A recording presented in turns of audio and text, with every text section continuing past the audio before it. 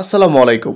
ই football 2025 কোন মাসে আসবে এবং কোন কোন ফিচারগুলো থাকতেছে ই ফুটবল 2025-এ সবই থাকছে এই ভিডিওতে।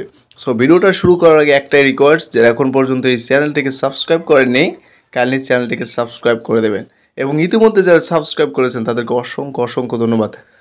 সো আমাদের এই ই ফুটবল 2024-এ কিন্তু একটাই স্টেডিয়াম, অনেক আগ থেকেই আমরা দেখতেছি যে একটাই স্টেডিয়াম।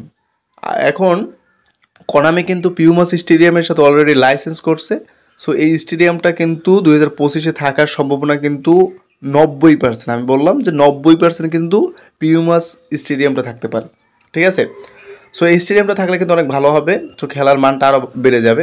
এরপর আরও একটি ফিচার আসার সম্ভাবনা খুবই বেশি, যেমন আমরা যদি লিগে চলে যাই, লিগের ম্যাচগুলোতে তখন কিন্তু আমরা দেখতে পাচ্ছি যে রেফারি কিন্তু বল হাতে নিয়ে মাঠে নামতেছে, ঠিক আছে।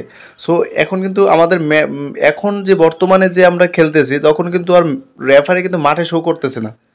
এখন একটা রেফারি মাঠে শো না করলে কিন্তু খেলাটা ততটা ভালো মান থাকে না, ফিলিংসটা আসে না, বাস্তবতার একটা ফিলিংস আসে না। সো 2025-এ মেবি রেফারি থাকার সম্ভাবনা অনেক বেশি।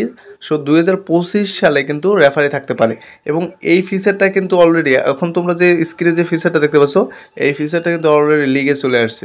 সো 2025-এ কিন্তু কনামি কিন্তু সব ম্যাচগুলোতে কিন্তু এটার ব্যবস্থা করে দিতেছে, ঠিক আছে।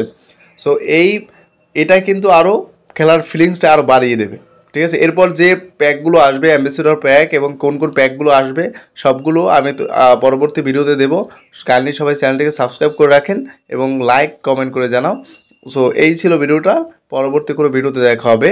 সো রিলিজ ডেটটা বলে যায়, রিলিজ ডেটটা হচ্ছে আগস্টের মাঝামাঝি আসতে পারে। সো এই ছিল ভিডিওটি, আল্লাহ হাফেজ।